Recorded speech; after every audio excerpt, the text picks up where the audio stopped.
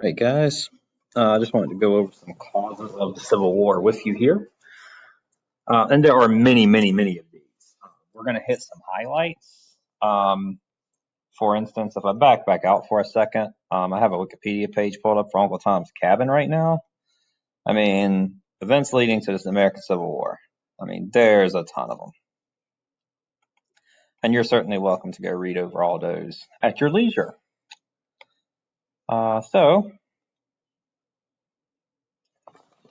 we're going to hit some highlights. So if you're coming off of the Mexican-American War, we have gained a massive amount of territory, which, as you should hopefully remember, if you go back to the Missouri Compromise and the Louisiana Purchase coming into America, every time we add territory to America, we've just caused ourselves a problem in Congress, and that is, what about slavery? Both sides think there's like a conspiracy. Southerners are just scared that Northerners want to abolish slavery.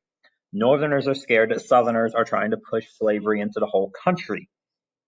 And possibly to some degree, you could argue they're both correct on that.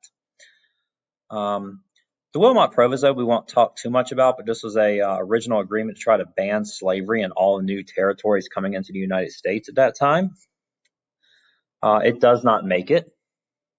As a result of this, a new party forms called the Free Soil. Spoiler alert, they will eventually form into the Republican Party, which will is the predecessor and basically the same original party as the Republicans today. Their beliefs, if you ever go into AP Gov, realignment and how has it changed, but the name of the Republican Party comes from a group of anti-slavers, part of which were the Free Soilers.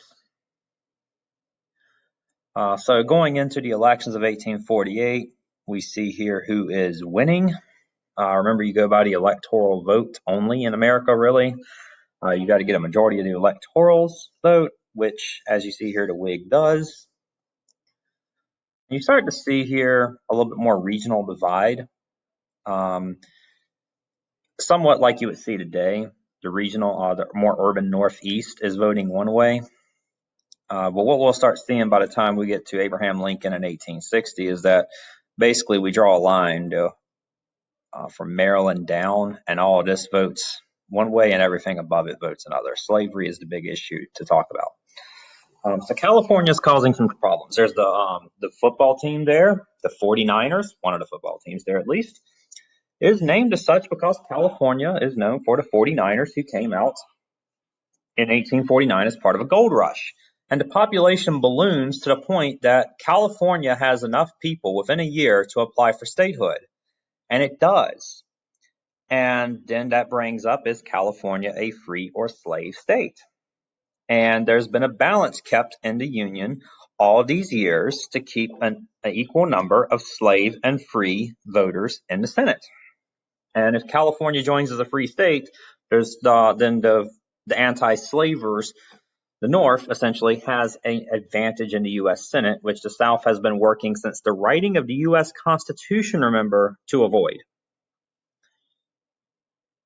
If you remember, this is back when we were in class, the 3/5 compromise, adding, and then if we go to the first weeks of remote learning, Missouri and Maine joining at the same time. If you ever look at states joining the Union, they generally join as a northern state and a southern state. This, by the way, does create a big compromise. The Compromise of 1850 is a massive part of keeping the Civil War from happening for at least another 10 years. Henry Clay even says that. Now, Henry Clay's been around a while. Henry Clay's been around since Andrew Jackson's administration. One year when I was teaching this in class, my class came to really hate hearing the name Henry Clay, and we actually had a funeral for him. He's old, he is sick, but he does work out one more compromise to keep our nation going. So the compromise, let's just talk about what's in the compromise. That's what's going to be important. So the South's ready to start a war at this point, and Henry Clay again works it out. So one, we're going to get California as a free state. That's going to make the North happy. We're going to get a stronger fugitive slave law, which is going to make the South happy. Now, the thing was, for many, many years, if a slave could escape slavery in the South and make it to a free state, he was essentially a free man. This is going to change that. It's actually legal to send, say, a bounty hunter. It would also into the north to hunt down a fugitive slave. And remember, their only crime to make them a fugitive is the fact that they're supposed to be a slave by law. But let's not get into all of that right now. Any runaway slave, no matter where they went, was a slave. And notably among them, people who would, Frederick Douglass. Frederick Douglass's old slave master actually claims that he now owns him again through the Fugitive Slave Act. And Frederick Douglass has to consider fleeing to Canada over this. And most former slaves who would escape to the north and escape slavery have to then go further north yet, and they have to escape to Canada. The South also wanted to ban slave trade in Washington, D.C. If you go into the history of Washington, D.C., I could go into a lot more detail about this too. D.C. gives up some territory anyway, leading up to this, back to Virginia. But the nation's capital didn't want to have slavery, or at least slave trade there. Slavery is still technically legal in D.C., but not slave trades and slave auctions. We also allow Utah and New Mexico to be set up. And this term, I don't know if it's being covered up by my stuff for the video that I'm making right now, but they gain popular sovereignty. This will mean something different when you get to civics. In American history, popular sovereignty means that a territory has free will in regards to slavery. The term popular sovereignty, though, means self-government. And it's like the power to rule comes from yourself. And what that's essentially meaning in this context is that the states determine for themselves if they want to have slavery or not. And so here's some details about the Fugitive Slave Act. There's also sharp penalties if you're caught like harboring a slave. I want to say it's $500, which at that time is a big fine.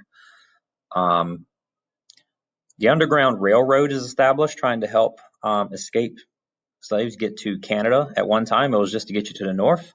It then ends up being about getting you all the way to Canada.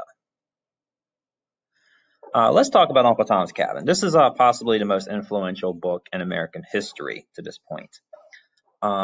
It is. There's two different ways I can argue a point to you. One way is that I can play statistics. So I could say there's, at the time I'm writing this or recording this, we've had 100 and some thousand cases of coronavirus in America. Well, a lot of statistics, a big number like that, may not mean much to some people.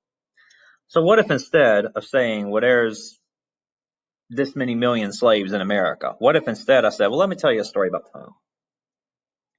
And, Tom was a good man. He had a good slave owner. Good. I would put that in quotes if I was doing this in class in person with you. But his slave owner was generally a nice person, treated him relatively well. And then he got sold down south into a more aggressive slave. If you go to the reading on this, it actually has to do with his slave owner making him whip one of his fellow slaves and his refusal to do so. So it makes a story about what slavery actually looks like, rather than just telling people, hey, there's a million slaves, saying this is what life is like for a slave. If you've ever seen the movie, well, let me back up a second. Uncle Tom in the book is meant to be a very a true hero. He sticks to his values. He's a Christian. He reads his Bible. He actually does manage to convert some other people to Christianity in the book. His name, however, Uncle Tom, has come to be a very demeaning term now. If someone were to call you an Uncle Tom, it's an insult. It is. You can actually find a video, for instance, of Malcolm X calling Martin Luther King an Uncle Tom. In which case, it would mean that it would be a African American who has essentially sold out to the white man.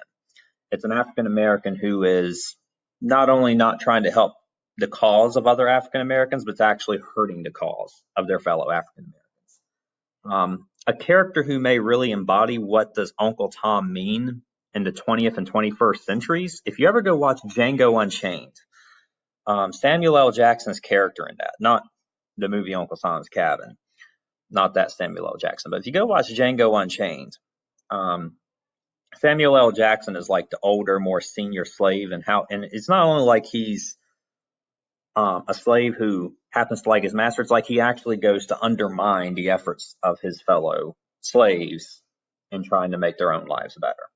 So that's where the term Uncle Tom gets derailed to. It was actually a hero in the book. How it became derailed like that, I really don't know.